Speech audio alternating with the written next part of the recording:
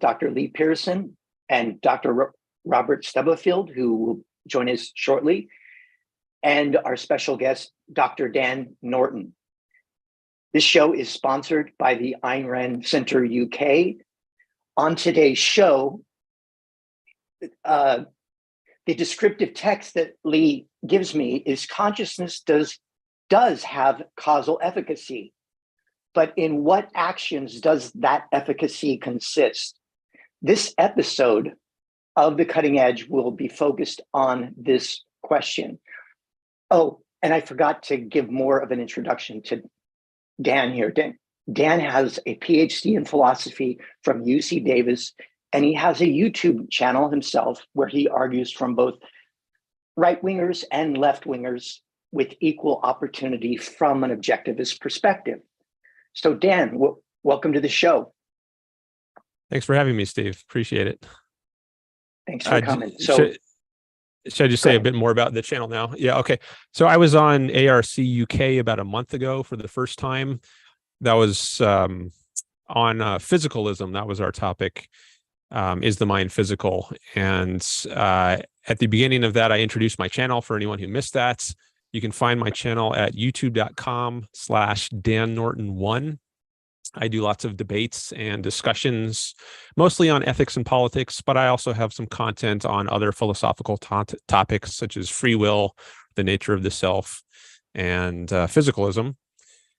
And I encourage everyone to check it out and consider subscribing. A bunch of people, I guess, did that after the last one, which I was happy about. And I invite you to check it out as well if you haven't already been there. Thanks again for having me. So Lee, we're going to turn it over to you, I guess, for some initial commentary. Kick this topic off. Very much. Steve, I guess I can get the ball rolling. We usually have our guest start off first, but Dan did that fantastically last time. So it's kind of my turn to start things here. We ended up in our last discussion about the physical versus the non-physical. I think we agreed, Dan can verify this, that the only non-physical existent thing that exists that we know of in this universe, as far as we know, is consciousness. I don't know of any other. Dan, do you know of any other non-physical things that exist? Well, sometimes I'm not committing myself to this, but sometimes people will cite things like mathematical entities, and they are sometimes called abstract objects. Now, I think the objectivist perspective on this might be that, well, mathematical concepts like numbers, they don't exist independent of the mind. So they're just concepts within a mind. That might be a more Aristotelian approach to mathematics as opposed to, say, a Platonic approach, which I think is very common in philosophy these days. I'm not an expert on philosophy and mathematics, but just for the audience's information, sometimes what's called abstract entities, such as mathematical objects, allegedly, are sometimes cited as non-physical. But I think there might be a reasonable way to assimilate those to the realm of the mental if you come at things from an objectivist sort of epistemological framework. And we could talk about that more. But from my own perspective, I think it is reasonable to say that the only known non-physical entities, assuming the term physical has any meaning at all, that's a whole subject unto itself. What is the meaning of physical? Assuming there is some meaning that can be given to the term physical, and then by extension, non-physical, then I think it is reasonable to say that consciousness is the only known non-physical sort of entity right now. Yeah, I think I would think all the examples you gave there of were concepts, and I don't think we believe, I don't anyway, that concepts exist in a some kind of supranatural realm, Platonic realm. They're phenomena of consciousness. That's what they are. So consciousness includes all that stuff. I would think would be the easy way of dealing with that. Maybe I'm missing some subtleties here, which somebody can bring out. But anyway, so I guess we generally agree that consciousness and the phenomena that are part of consciousness, which are conscious experiences, and volitional action are the things that we know that we believe to be non-physical. We discussed that last time. I don't think I'll retrace that ground. I thought I would bring up again something we did talk about a little bit, to get things going, the zombie thought experiment that is popular among some philosophers, and that I believe in. We'll see if I think Dan agrees on this too. The zombie thought experiment is not a good thought experiment, but it does reveal something about the premises that some philosophers hold. And I think in general, thought experiments, and I'm in favor of thought experiments when they're good, when they're well properly designed. And we talked about that in a previous Cutting Edge, by the way. But anyway, thought experiments reveal something not directly about the world, but about the premises held by the thought experimenters. It makes explicit some things that might be just implicit in their thinking, and that is a useful thing to do. In the case of the zombie thought experiments, some philosophers imagine that you could have a human being, something like a human being, actually something identical to a human being in all respects, except you subtract out consciousness, and that you could have such a thing because the brain would do all the information processing. That's the center of information processing. And so you could get all the behaviors of a human being. It would be just like a human being. You couldn't tell from the outside that it wasn't a human being, but inside it's all dark in there. There's no consciousness. That's the idea. Now, those of us who don't believe in it, well, I guess there are various people who don't, but from my standpoint, what's really missing there, most importantly, is the causal power of volition, and that's what really matters. Of course, there are volition is one aspect of consciousness. Another aspect is conscious experiences, what some philosophers call qualia. The raw feels of things. That's another aspect of consciousness. My view is that those things go along with volition. And I think if you subtract volition out, in my opinion, is that you get a couch potato. If you left conscious experiences, you took the power of volitional choice away from a conscious being, you'd have a consciousness that was sitting there experiencing stuff, but it couldn't do anything about it. And how horrible would that be? That would be terrible. Stuff would happen to you all the time, and you couldn't do a thing about it. But that's my view, and Dan may be able to disagree with that. He may want to, and may successfully. We'll see if he can disagree with that. But in other words, what that comes down to is that I believe that volition is the sole. I need to put this in a proper way. Let's say the sole external, outside of consciousness, the sole causal efficacy of consciousness. I don't think consciousness does anything else. So I'm in agreement with the zombie thought experimenters most of the way until they get to what they don't understand is volition. That's what's the missing element in their theory, that absent volition, yeah, we're zombies as far as I'm concerned. You want to say something about that before we go on? Before I go on, Dan? Maybe you do. Yeah, I have a few thoughts on that. So first of all, just to put in a slightly different way of than Lee did as to what a zombie is. Sometimes they're called physical duplicates as opposed to duplicates simpliciter. So in all physical respects, they're the same as a human being, but in non-physical respects, they're different. So they lack consciousness. Now, to make this idea work that they could be duplicates in all physical respects, I think you need to believe in something like the causal closure of the physical principle, which we discussed last time. The idea that any physical effect can be explained entirely by physical causes.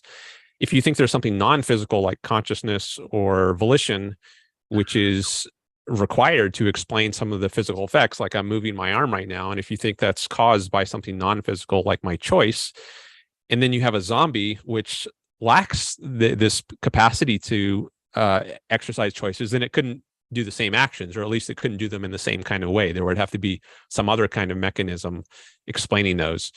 But I think most philosophers who engage with the zombie experiments, maybe on either side of it, whether you accept the conclusion of it or not, that it should. I think the point of the zombie experiment is to show that there is, or the thought experiment is to show that there is, that consciousness is not reducible to something physical. The sheer fact that we can conceive or imagine of such a being tells us that consciousness is something distinct from the physical. There's a whole discussion in the literature on whether conceivability entails possibility. I think it gets pretty complicated and messy, and I don't want to try to get into that right now. I don't know that I'm equipped. How about we take a second on that? Because I think we can dispose of that. Dr. Peikoff had an apt comment in his article, written long ago, on the analytic synthetic dichotomy. It was a comment on just this sort of thing in advance. It's prescient. He said, don't confuse Walt Disney with metaphysics. So it's just because imaginability and possibility are distinct things, or conceivability, I guess, is the term that the philosophers generally use. But just because you can imagine something doesn't tell you really anything about whether it's possible or not, because many things that you can imagine are not possible, and many things that you can't imagine are possible. So they're just different things. So that's how I would dispose of that issue. Maybe I'm doing it too easily, but that's what I would do. I think many people might say, well, we can easily enough imagine a zombie. I mean, we're talking about it right now. We can follow the idea of what a zombie is, something that's physically identical, but it just lacks conscious experience. I mean, that's pretty straightforward, right? No. But I think a lot of philosophers will attack that, and I'm not intimately familiar with how they attack it, but they do try to attack this idea that conceivability or imaginability entails possibility. So in that respect, they might actually agree with the objectivist view as articulated by Dr. Peikoff. Although I think most, or at least many of the ones who attack the conceivability entails possibility principle are materialists themselves. So interestingly, they're attacking a dualist, someone like David Chalmers, who I think objectivism is aligned with on the metaphysics, on whether dualism is true rather than materialism. However, on the principle that Chalmers uses to support his dualism, the conceivability entails possibility, in the context of his zombie arguments, I think there we might agree more with the people who identify as materialists. In any case, yeah, I would. I'm sorry. Go ahead. Oh, yeah. Well, I was just going to jump back into the prior issue of some of your comments before we got into this detour. Before we leave the zombie thing, Okay. I wouldn't say, having attacked conceivability, I'm going to say that you can't really conceive of zombies anyway. In a series, I'm going to go a different tack and say you can't do it seriously. It's easy to just say, I can imagine a zombie. But to actually imagine it in detail, I think once you really can't do that. We don't know enough. People don't know enough to do that. And you have to totally ignore volition to do that.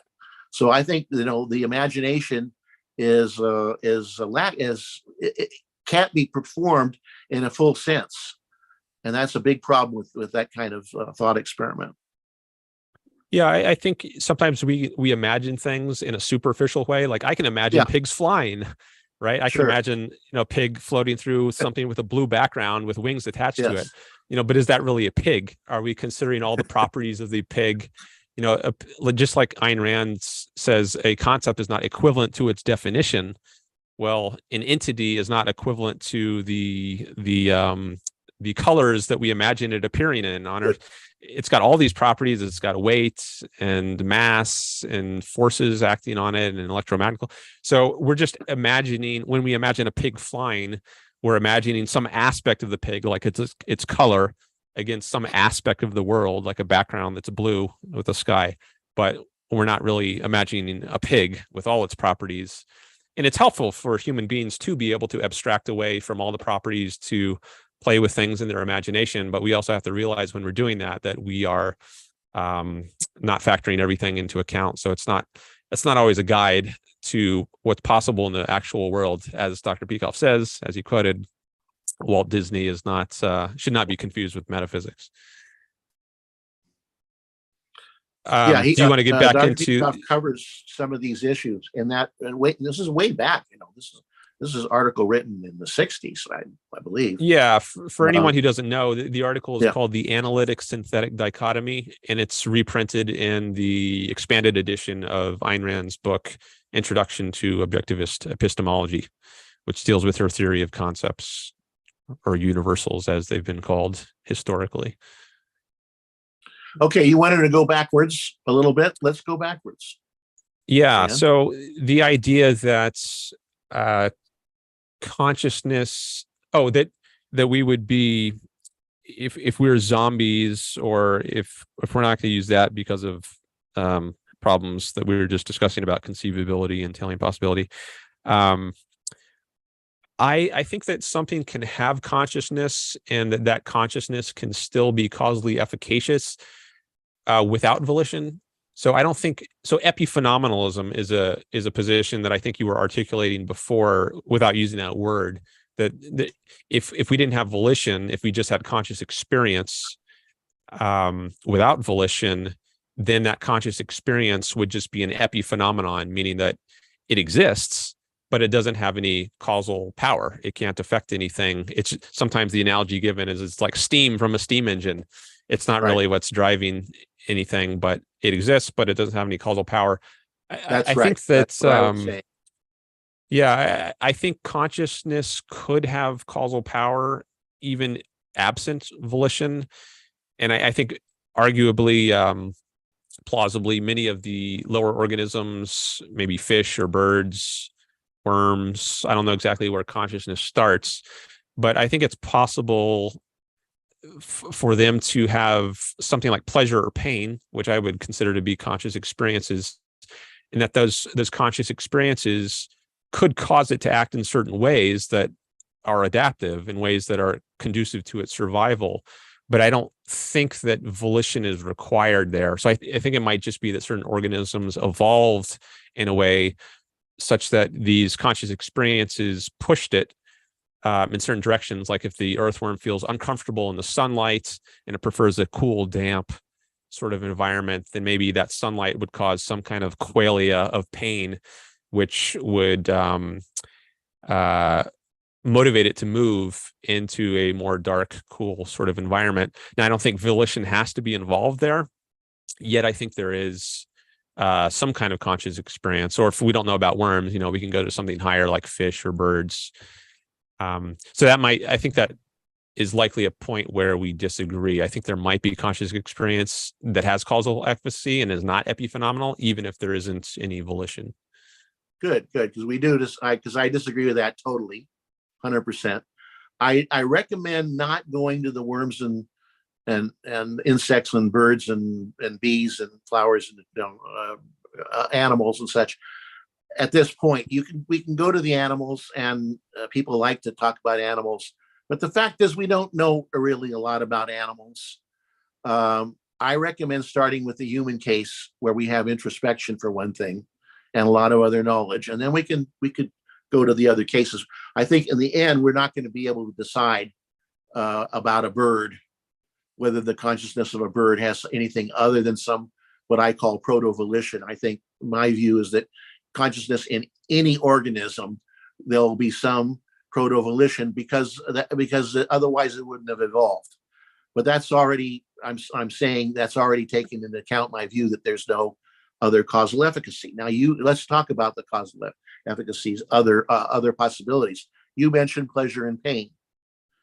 So, and we talked about, you may not remember this, Dan, but we had a good conversation about pain. It wasn't that painful. A few years back on another forum. So I remember it. It gives me a slight advantage here. But anyway, regarding pain, for example, humans and other animals have nociceptors. These are neural cells that transmit. I hate that word. I shouldn't use it, but anyway, I'm going to use it because it's convenience. Transmit information about noxious stimuli encountered by the organism. But the fact is, sometimes those things are, sometimes the results are conscious and sometimes they're not. So for a good example to think about is if you, as you no doubt have done many times, Dan, sit down on a red hot stove, you will leap up from that stove before you feel any pain from it, because it's a spinal reflex. It goes to the dorsal horn, and goes to a certain place. It doesn't even get to the cortex before it gets, maybe later, but before it triggers an action. Now that's a reflex, and that's a particular case. But I think, and my view is that all kinds of automatic action, in all forms of automatic action, consciousness is unnecessary, does nothing, is not needed. The brain can handle neural processes. I, being a Gibsonian, would not limit it to the brain. You have to bring in the body and everything, but basically the bodily processes handle all kinds of automatic action. Now, what happens when you feel the conscious experience of pain? In my view, that is not there to trigger automatic action. That's already happened. That already happens by itself from neural processes. What the conscious experience of pain does is that it informs and motivates volition. It may, for example, one thing that it may do, and we're dealing with an area that's not well studied yet because scientists are not as much into volition as they should be. But one thing that a conscious experience of pain may do is it may inhibit a thought process when you should be, it's responding automatically. If you're sitting on the hot stove, and you're aware of the hot stove, you might start thinking, how hot is this stove? And you might start doing some thought process when what you really should do is simply react to it and nothing else. So it may inhibit the thought processes. And in fact, certain kinds of strong emotions and feelings are known to inhibit thinking. And that actually might be valid under certain circumstances. I usually mention, if you're out there at the lions running after you on the African plains, you don't want to be sitting around thinking about the lion's mane or what his tail looks like. You just want to enact the automatic response of running. So the response of fear, in that case, the conscious experience of fear, has an important purpose. It inhibits volitional thought. It also motivates later volitional thought. If you're running after the lion and you manage to get away, which I would, because the lion would be running after me and after Dan. And as philosophers all know, all I have to do to get away is run faster than Dan. So that's what I would do there. And I'd get to the fire, that evening, sit around the fire with my fellow African plainsmen. And that feeling that I had, that emotional response I had, would motivate further thinking, volitional thought. So it matters. It's not epiphenomenal. Feelings and thoughts and raw feels, any kind of conscious experiences, what philosophers call qualia. How do you pronounce that word, Dan? Or qualia or qualia? Qualia. I say qualia. So anyway, let's say qualia. That's the plural, and then the singular is quale. Quale, yes. So anyway, I had a bunch of qualia running across, and those qualia motivated my thinking later. So I'm not saying they're epiphenomenal. They're definitely causally efficacious within consciousness. That is, efficacious in an unusual way. It's not a mechanical way. It's not a mechanical thing that my consideration later, but it does matter that I had those experiences. And that's the way I think that all conscious experiences work. They matter because they inform and motivate volitional action. Otherwise, I don't think they matter. So that's my answer to you, at least my first take. I have some more to say, but maybe I ought to let you back in here. I've been going on here. Let you back in, Dan. Okay. So one example I thought, which is a bit different than the hot stove case, And I recognize, I have read that that is a reflex, like you actually move before you experience the pain, but it's hard to tell that very clearly because it all happens so fast. We're talking fractions of a second apart. So you might be mistaken into thinking that it was the pain that caused you to flinch and retract from the heat. But I think it's been shown scientifically, at least this is what I've read, that the pain actually is after. However, another case that came to mind is where you're just, let's say you're holding something cold, like this sometimes happens to me. I go to the grocery store and I buy some stuff from the frozen section and I'm carrying it to my car and it feels very cold. And it's not a reflex. It's not so bad that I automatically let go of it and drop it. But I'm getting that cold signal, which is an uncomfortable, you might call it a pain signal. And that informs my decision whether I should perhaps switch it over to my other hand for a while, which is not as cold. Now, I think you could say, well, that pain is then, it's informing my volition to choose to switch over hand. So it's not the pain that is causing me to switch it to my other hand.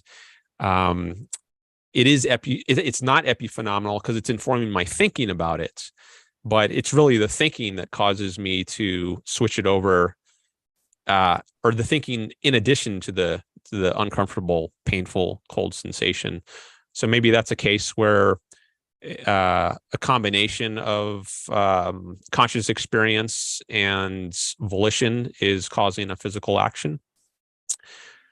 I don't know if you want to parse that differently. Yes, I want to just elaborate a little bit. I want to distinguish, because you talked about pain. Let's distinguish pain from nociception. That is, the nociceptors, it's more complicated than philosophers used to suppose. They used to talk about C fibers, and pain was C fibers. And well, pain is actually kind of complicated case. Sometimes you have nociceptors are the receptors that respond to the noxious stimulation. Sometimes nociception ends up in consciously experienced pain, and sometimes it doesn't. And it's a little complicated to say, but anyway, they're separable. And I'm saying that if it ends up in consciously experienced pain, that matters because it influences volitional action. So I regard what you just said as a confirmation of my viewpoint. That is, if you consciously experience the painful stimulus, if you have a conscious experience of it, what that does is it motivates you to think in a certain way, or to initiate a thought process or sustain a thought process, which is what volition is about, in a way that you would not have otherwise done. But if it was a purely automatic response, I say consciousness is completely supernumerary. Is that a word? Yes. It's unnecessary in that case. You'll just react automatically. And you can see that, by the way, in all kinds of automatisms, that as something, the more automatic an action becomes, the more that action and anything attendant to that, any awareness attendant to it, recedes, disappears. Because as something becomes automatized, it's just basically taken over neurophysiologically. So I think I'm arguing that that's the case always when it's automatic action. Automatic action is explained entirely by bodily processes, including, of course, neurophysiological ones. And consciousness has nothing to do with those. So to that, I would say it certainly is possible for there to be this kind of scenario where you have a conscious experience like pain, and that informs your thinking in choosing. You choose to switch the cold object over to your other hands. But the fact that that's possible, I don't think rules out that it's universal. Or rules in that it's universal. Yes, it can happen sometimes that way, but does it always have to happen that way? Could it ever happen that, let's say you have a conscious experience, and then that conscious experience, independent of volition, is what motivates or causes an organism to act differently? That's what I'm thinking is possible, or at least I don't see good reason to think it's not possible. Which I think is the contentious issue here, whether it could ever happen that sort of way without volition. Well, Oh, you can imagine that. You can imagine it. If I may go back to conceivability, you can conceive of it. But what I'm arguing is that it's unnecessary, and there's no reason to believe that that happens. So I'm saying that if it's the action's automatic, there's no nociception. In the case of pain, there's nociception. And that can go on, and whatever automatic action follows from it, whether it's reflexive or not, follows from neural processes. And you don't need to refer to consciousness. Maybe I could take another example to bring this out more clearly, or at least attempt to. You might think that if you have a conscious experience, a perception of some kind, conscious experience of a tree, that conscious experience causes the laying down of a neural trace. It causes the production of a memory. You might think that. And it's not, I can't say that it's impossible. I can't put it that way. But what I can say is that it's completely unnecessary to refer to it that way. The simpler explanation, which I think is true in such a case, is that when you have a perception of a tree, let's say, the neural processes that create the conscious experience, and I guess we need here as a premise that all conscious experiences are created by neural processes. As far as we know, I think that's where we don't know how that works. We don't know the details of how that works. But there's a great deal of evidence that that's how it works from all kinds of sources. I'm not going to go through, but various kinds of damage to the brain, for example, indicate that everything that we have, all of our conscious experiences, not our volitional actions, but our conscious experiences, are caused by neural processes. And what I'm saying is that whatever neural processes are in the causal loop, because it's a loop, it's not a linear chain. Whatever those are that cause the cause the conscious experiences, they also cause, or at least they're causally involved in, the laying down of the memory. And there is no need for there to be something like the neural processes cause a conscious experience, which then acts back down on the neural processes to cause the laying down of a memory. That is simply an extra step for which there is no necessity, is what I'm arguing here. So I don't believe that extra step occurs. I don't think it's necessary at all. All that stuff happens in the brain. Everything, my premise is all automatic action happens in the body-brain system, not in consciousness.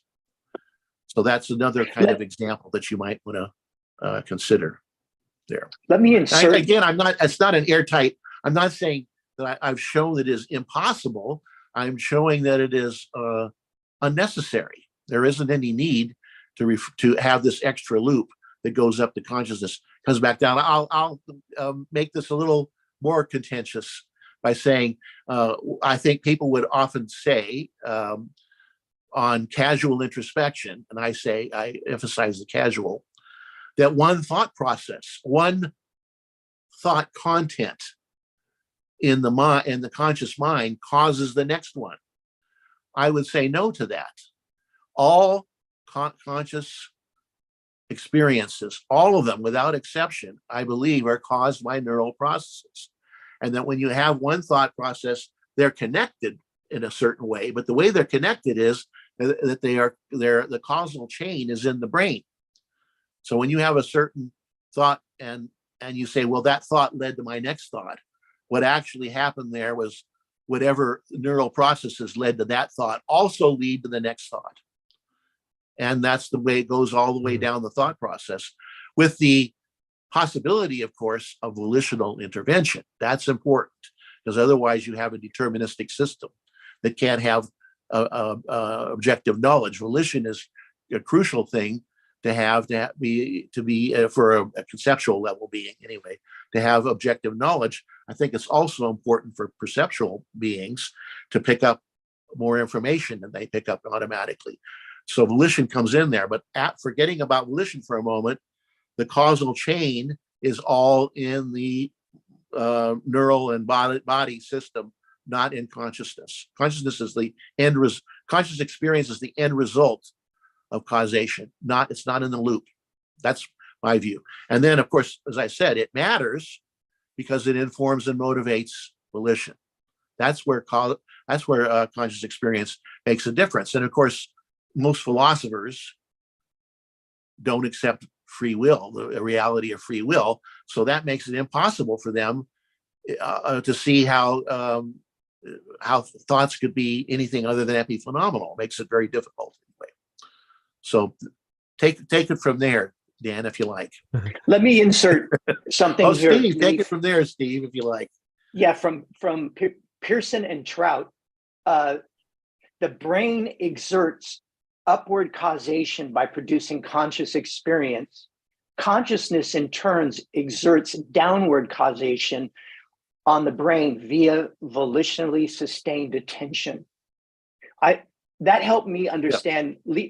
Lee has a distinct perspective on consciousness. That one statement helps me. And also there's two aspects, according to Pierson and Trout. Consciousness, the two aspects of consciousness are volitional attention and conscious experience. Yes, is that what you? I agree with it because I had something to do with the writing of it, so I guess I agree with it. Yes, there are two different aspects of consciousness. One of them is caused by approximately by neural activity. The other is not. The volitional action is a first cause, I think we have to say, and we know that not just introspectively, but we know that is what makes it possible for us to be objective, to be objective in our conceptual judgments. So we know that's the case. But the conscious experiences, as I said before, are directly caused by neural processes. So they're different aspects. Now Dan has a slightly puzzled expression, slightly, and he's just for anyone who doesn't know. Lee wrote a paper, which I have in my hands here. I was reading it earlier today, actually. It's called "What is Consciousness For?" and it was co-authored with Monroe Trout. This is from 2017 in the journal New Ideas in Psychology, it looks like. December 2017. And you can get it for free because we made sure that it was available at the website of New Ideas in Psychology, or you can Science Direct. You can find it from Science Direct either way. Yeah, thanks for mentioning that. Dan. Yeah, that's where Lee lays out his view of volition as being involved in all, or being what consciousness is for, which what it evolved for. Was the evolutionary account. Right, which I'm taking a different view on. I think others have also. I think you've argued this with Harry Binswanger before on at least one forum. But in any case, I'm only speaking for myself here. So just some more thoughts on what you were saying before. There's something about a burden of proof issue here, which I haven't quite put my finger on, but you said, well, yeah, we can imagine that it's a certain way, but that doesn't make it the case. And but your view is simpler, or something like that, maybe by Occam's razor or something. We should go with your view. But I was wondering if we could also take the same sort of view towards your position and say, well, we can imagine that physical brain processes are sufficient to explain automatic behaviors without consciousness, like anything that a bird does, let's say. We can imagine that it's entirely explicable without appealing to consciousness. But that also doesn't show that it's actually true, just because we can imagine it. So how do we decide between these two hypotheses? I think so. One other consideration is that just to finish the thought, the two hypotheses being that the automatic actions of, let's say, an organism like a bird can be entirely explained by non-physical goings on, or do they also? No, you wouldn't say that, would you? Does it require? You wouldn't say that they would. Sorry, physical goings on. Yeah. Thank you. Yeah. Can the automatic actions of something like a bird be entirely explained by physical goings on, or do we need to posit something non-physical like consciousness? I can assume that for this audience, at least, or in the context of our discussion, that consciousness is non-physical. Do we have to assume something like consciousness is required to explain the automatic actions of a bird? Or do we have to say that if there's consciousness involved at all, it's got to be volition that explain the way the bird acts? I don't see why the last thing I mentioned has to be true or is more plausible. That if consciousness is involved at all, it has to involve volition. And I don't see why we couldn't just say consciousness is involved without volition, and the consciousness plus the physiological goings on explains its automatic actions. Why is it a superior hypothesis to say that if consciousness is involved, then volition also has to be involved? Yeah, Okay. I'm just not seeing where one has an edge over the other. And also, just one final I'll be thought. glad to answer that if you want. The bird has. I don't want to cut you off here. Go ahead. Yeah, so the bird has organs of perception like eyes, and we take, like in our own case, when we close our eyes, we lose certain qualia, right? Visual qualia. So we have reason to think that the bird has some kind of qualia because it has organs of perception like ours, such as its eyes. And so if we assume, which I think is reasonable, that the bird has qualia, then if we're not going to say that they're just evolution, that qualia is evolutionarily useless, if we're not going to say it's just epiphenomena, then we have reason to think that it's doing some kind of causal work, or the pain. It doesn't have to be just the visual steps, but the pain or the pleasure of the bird.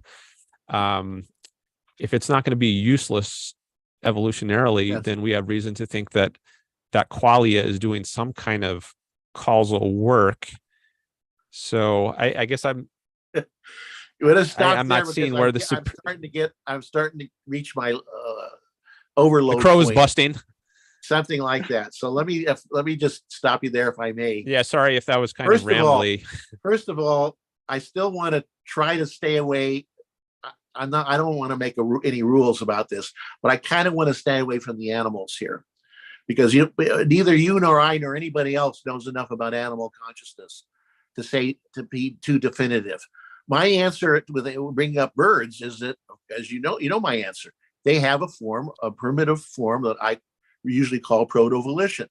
If they're consciousness, if they have qualia, which I think is true, I don't think that the possession of sense organs is itself enough to know whether an organism has qualia, because I'm not sure. Things like ants, for example, I suspect if you made me guess, I would guess that they're not conscious, but they do have sense organs. So I'm not sure that's definitive. But I think going to the animals at this point is just a source of confusion, because there's too much ignorance involved. I would try to stick with humans. But you do properly say we're talking about hypotheses here, and I agree with that. As we said in the paper, I don't claim this to be an absolute lock or anything like that. I think it's a likely hypothesis, and I don't think there's any other hypothesis out there about the function of consciousness. I don't think there's any other that's any good. The reason I think it's better than saying that there's some kind of causal effect of consciousness, it's really there's by itself without volition. Number one, I don't know what that is. You have to specify what that is for me to take it seriously. And secondly, and relatedly, bringing in conscious experience, as I've tried to explain, but maybe didn't do perfectly well on, adds nothing to the explanation you get from neural processes. It doesn't add anything because conscious experiences are caused by neural processes. So if you had something, all conscious experiences are caused by neural processes. So if you had a situation where the neural process caused consciousness and then it acted back down on consciousness, you're adding an extra step that you don't need. One neural process can cause another. A perceptual neural process can cause a memory neural process. And then consciousness is caused along the way. And it, as I said, that doesn't make it, the fact that it's the end of a causal chain, I'll use that term here, doesn't make it epiphenomenal for the reasons I gave already, which is that they inform and motivate volitional action. But absent volition, it wouldn't matter. So I'm just saying that bringing in conscious experience as a as causation here adds nothing to the picture. What does it do? It doesn't do anything that we don't already have done by neural processes. Now, of course, in order to hold this view, I think you have to accept the idea, which I think is strongly supported by science, that conscious experiences are caused by neural processes. Or anyway, I think that's right. So given that, I don't see any reason to suppose, I see no reason to suppose any further causal influences. Oh, we do have from consciousness itself, none. I don't see any reason to suppose it. We do, of course, have excellent reason to, well, objectivists would certainly think so, to suppose that volition has causal efficacy. We have plenty of good reasons for that. But I don't see any reason whatsoever to posit an extra form of causal efficacy of an unknown form, of an unknown nature, above and beyond what neural processes, what the brain and the body, but I'll refer to the proximate causes of neural processes.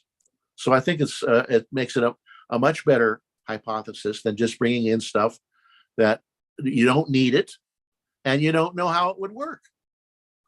Unless you can bring in a particular causal efficacy. Well, let me try to do that. Let me try to argue the other side a little bit and then try to knock that down. Someone could argue, as some people have, that consciousness provides a unity to disparate perceptions. It provides a unity which then matters to our understanding of the world, that the consciousness provides a unifying principle. But again, I would simply say that unity, that integration, as it were, or it's not really integration, but that wholeness is provided by the neural processes. You don't need to talk about consciousness providing that at all. What consciousness has a unity because neural processes give the conscious experiences that unity. So that's the kind of, there may be other people posit other things. Most of the things that people posit as functions of consciousness are pretty clearly brain functions. So I mean, I could go down a list maybe, but I don't know if you have any. If you have any others in mind, I will consider them. We'll see what we can do with them. Tossing it back to Dan, hot potato. So you said all conscious experiences are caused by neural processes. Yeah. I certainly think that some conscious experiences are caused by neural processes. I don't know how to get to all, though. I don't know why that would be justified. But before continuing on that thread, I want to make sure I get one other point in, which is about morality. Like the moral is the volitional, according to Ayn Rand, among others. So one question I've wondered about is if your view, actually this ties into, you said it causes unclarity to bring in other animals like birds. I think that it might actually cause more clarity, because in the human case, that's the most clear case where we do have volition. But if your thesis is that wherever there's consciousness, there's volition, well, I think that the best place to look, or at least one place you really need to look, I think, is in the case of organisms which are not great cases of volition, or at least we don't have the same kind of reason to think that there's volition. So this is where I think moral responsibility made me think of this, because I was wondering, well, like, if you think even wherever there's consciousness, there's volition, and then if you say a bird is conscious, then we have to say that bird. Well, here's the question: is a bird No. morally responsible? Like, No. since a bird has volition, or a rhinoceros, or No. all these No. animals, No. and if not, then why not? Oh, I'll give you the answer to that. Okay. Volition is a necessary but not a sufficient condition for moral responsibility. Morality applies to creatures that have conceptual ability, that have a code of morality, that can have a code of morality. And the kind of volition I'm talking about, otherwise, that I think exists in other creatures, is not conceptual level, self-conscious volition. It's the ability to direct perceptual attention. And the ability to direct perceptual attention doesn't really require morality or imply morality. You have to have concepts, and animals don't have concepts. So there's really no problem there. Now, again, I don't think this is a good place to, I still say this is not a good place to start, because people don't, and I'm myself, but I would include everyone else I know here, don't know enough about animal consciousness to be too definitive about this. And I'm just, my own position is that I think that animals have that conscious animals have volition, because that's my general thesis, and I'm just applying that general thesis to that case. That's my general hypothesis, and that's the way that would apply to that case. But I don't know really exactly what's going on in all these animals, and we don't even know we can't even draw a line as to where consciousness begins and ends in animals. Are amphibians conscious? I don't know. I'm not sure. Are ants conscious? I'm not 100% sure, but I think no. Are dogs conscious? Yes. I mean, we don't know enough. And so I'm trying to restrict the discussion more, at least, to things that we know for sure.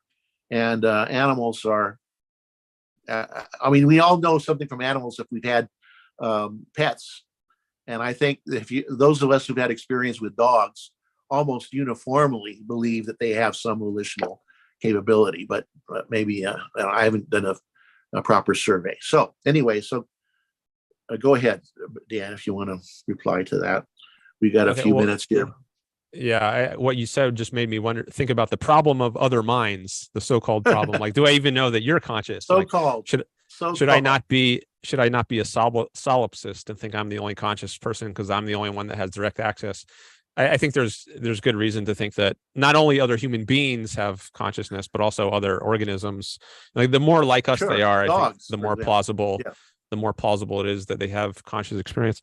But yeah, you also said that volition is a necessary but not a sufficient condition of morality. Right. You also need conceptual knowledge. Conceptual ability. You need to be a conceptual being. And I think that some objectivists will say volition is going to the conceptual level. I've heard that. And that is true in the fullest sense. But I'm arguing that there could be, and I think there is, introspectively, there is a lesser sense of volition that applies to perceptual activity, a lower sense. I use the term proto-volition for lack of a better term. And I think it's undeniable that we can control our perceptual attention. And my favorite example, there's a billion examples. Every perception is. My favorite is the cocktail party phenomenon, where you can listen to at a party where there's 100 conversations, a cacophony. You can listen to one conversation in that mess, if you intentionally, volitionally exert the effort to do so, and otherwise you won't hear that conversation. So I think that's a case that demonstrates beyond doubt that there is some volitional, proto-volitional process at that level. And I'm saying that level is not the level of morality. The level of morality is the conceptual level. Okay, so I'm wondering, like, what would an animal do with this volition? Let's say a dog, something which you're not going to contest, has conscious experience. Like, what would the dog do with its volition by the way, I think this is different than Ayn Rand's view, who I don't think holds that all conscious experience is volitional.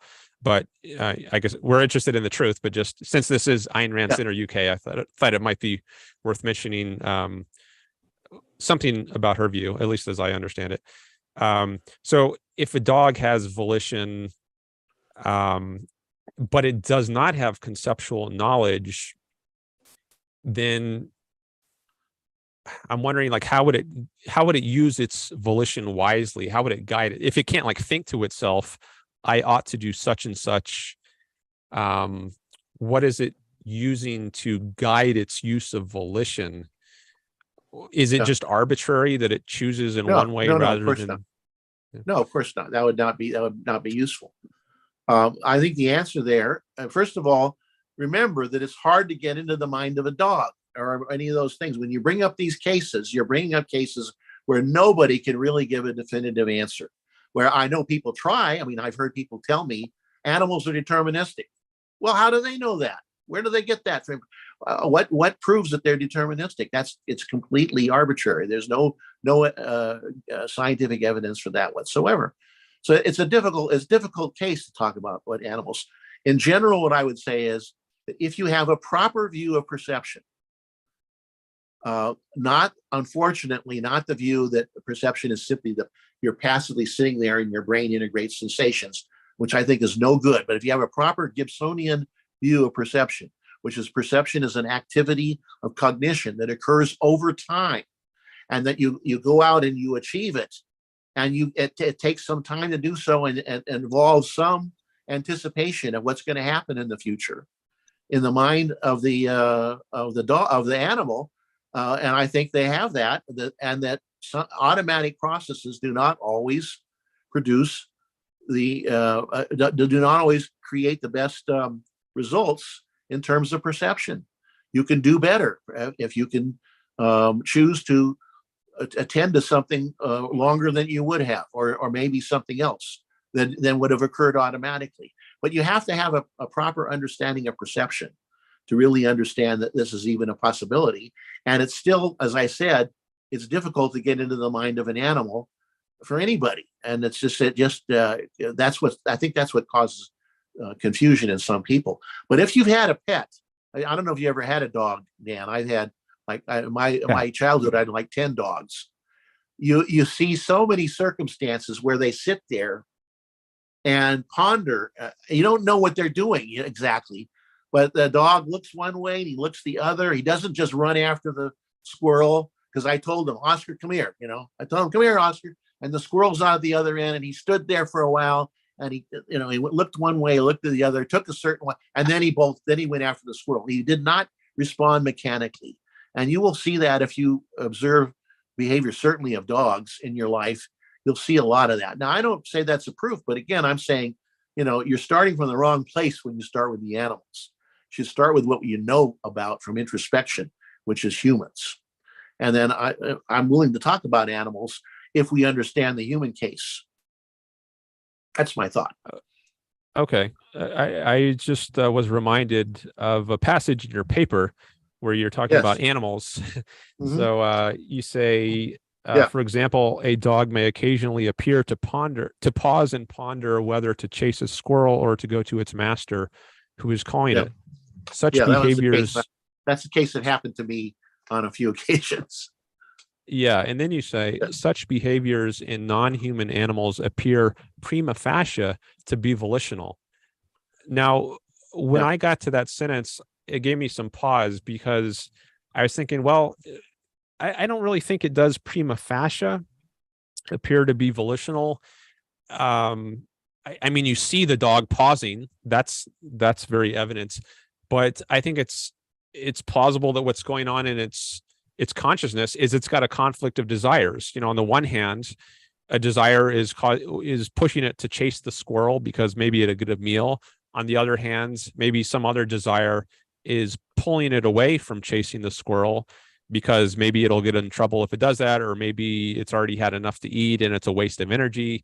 But you can imagine that there's just a deterministic pushing and pulling of emotions within can the dog, imagine. and then at a certain point, one of the emotions gets the upper hand, and then the dog Yeah. goes with that emotion. But I don't think you I- need to posit anything like volition to It's explain not a matter of need. what's It's going what on there. it doesn't. You see, it doesn't look like that situation.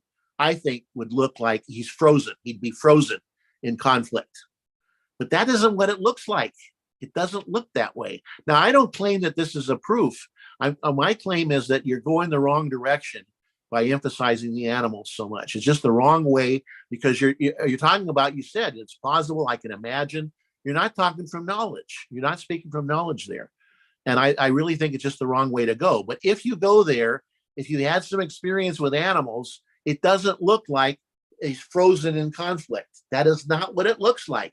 He's there and he kind of looks one way and he kind of looks another way. It looks like, I don't know what words to use for an animal here. See, we don't have the vocabulary, but it looks like pondering. It doesn't look like some kind of mechanistic conflict. In general, animals like dogs, a lot of the things they do just don't look mechanistic at all. They don't look like they're that kind of deterministic, algorithmic causality. They don't.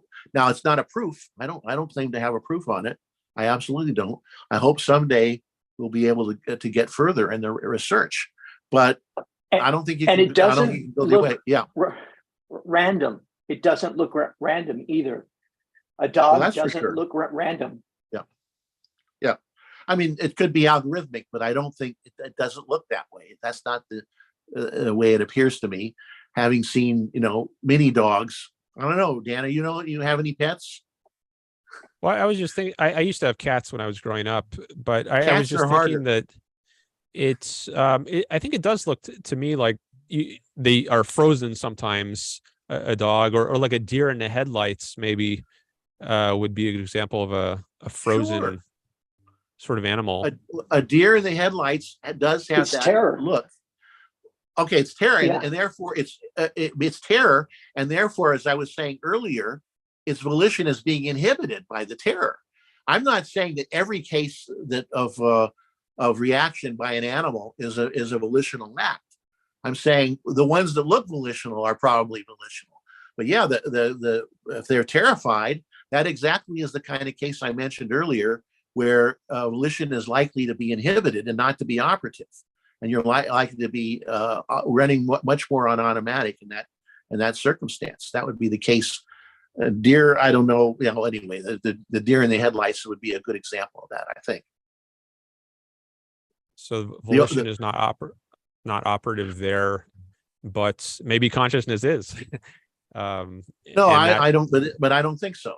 You maybe maybe anything. You can say maybe anything, but I actually don't think in that case. What's operative are the neural circuits, and they're stuck, I guess, in that case. Well, it seems like you're claiming. When you're talking about animals, basically, for the most part, we're arguing from ignorance. We're talking about animals. Are you not appealing to animals? I mean, you have no, not really. This section in your paper is titled "Arguments for the Existence and Adaptive Value of Volition in Animals." Yeah. We have. And then you talk section about how they look. Yeah. I mean, it seems to me like maybe you are. It's not essential to the point about humans, though. The reason we did that in the paper, and I think it's fine. I guess it could mislead some people.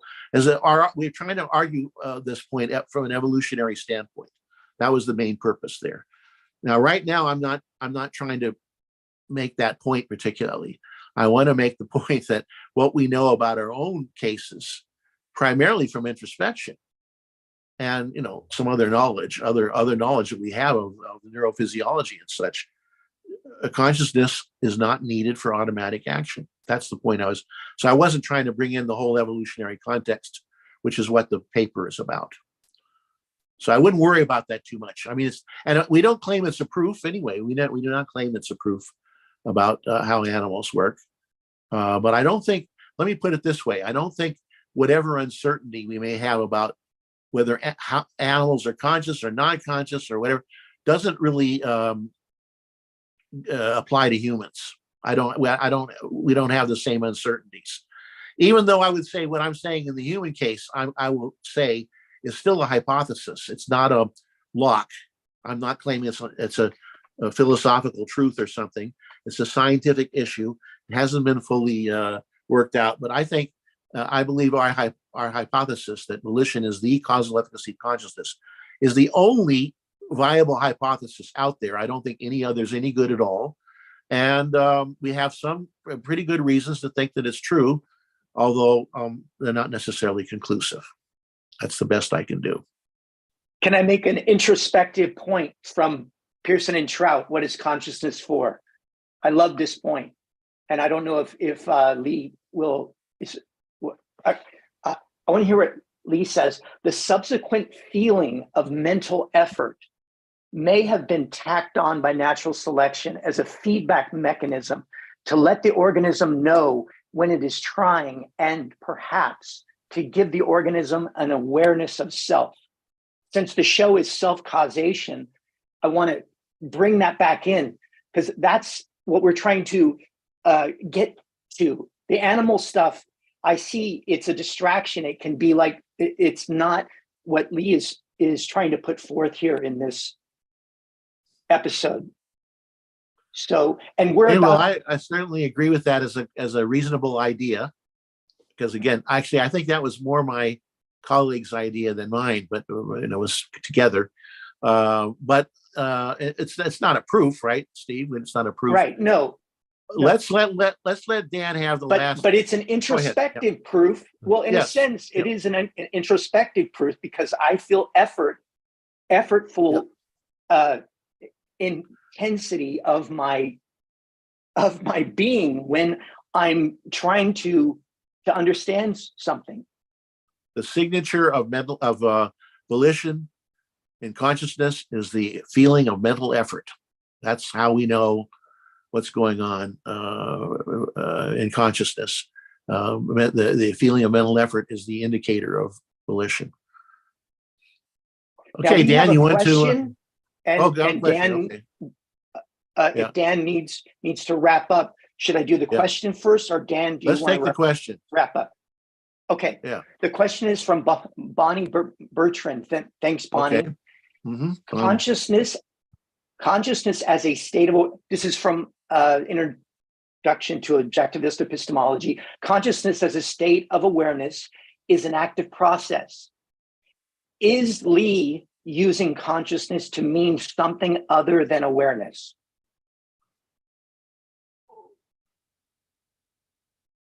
No, I mean, there is a problem here that consciousness is used in the objectivist context in two different ways. As a state of awareness, but also there's this thing called the faculty of consciousness. And the faculty of consciousness includes the neural underpinnings. And so if you're talking about the faculty of consciousness, then you can expand and say that there's all kinds of causal efficacies that are part of the faculty of consciousness, but they're not a part of consciousness as a state of awareness. Now, again, the other issue there, we're just talking about state of awareness, is that we have a state of awareness, but we also have volitional action. So I don't know how to, we have to be careful not to exclude that when we're talking about consciousness as a phenomenon. And again, we have to be, I would prefer not to, I don't like the usage of consciousness as a faculty. I would refer to that as, personally, I would prefer to refer to that as mind. Now, I don't know whether we've answered Bonnie's question. I'm not certain, but we have to clear up some of the groundwork there. Bonnie, if you have further questions, because this is an equivocate, it becomes an equivocation from my understanding, as Lee has explained it, and come to the clubhouse and we can address it there. Or if she's there, she wants to type it in. We're going to go we're already well over our time, of course, but Dan, you want to jump in here? I'm sure. I don't know if I'm not sure. Yeah,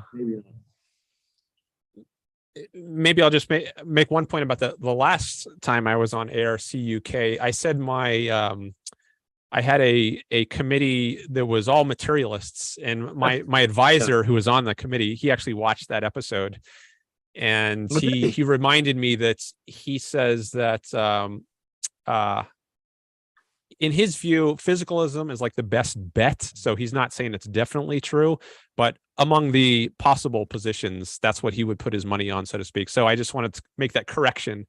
I didn't want to misattribute to him a view he didn't have. But so that's kind of not related to our talk for today. But as for wrapping up today's topic, yeah, I don't know that I really have any summary thoughts. But anyways, it just seems like, well, let's go to I'll just say that Clubhouse. I think Lee's view is there's definitely a difference here between Lee's view and mine on whether consciousness only can have causal efficacy if it has volition.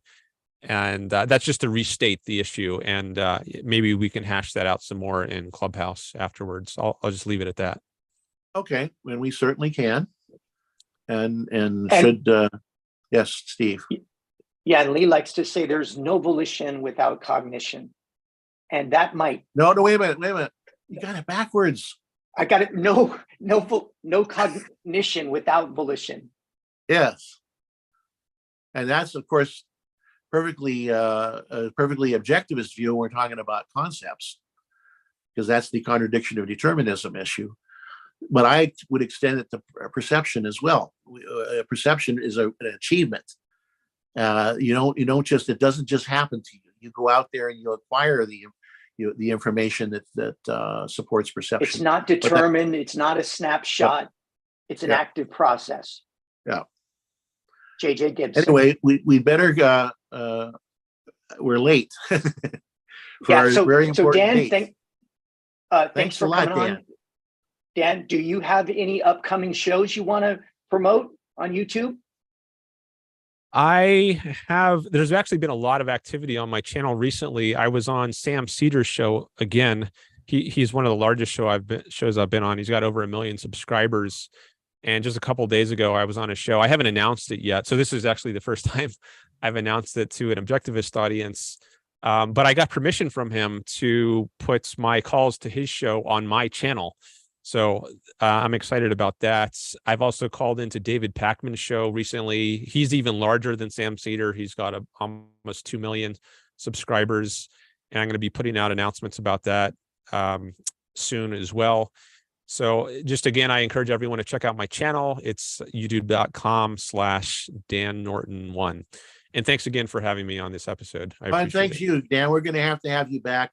Yeah, for sure. There's so much here. I'm going to give you more leeway in choosing the topic yourself.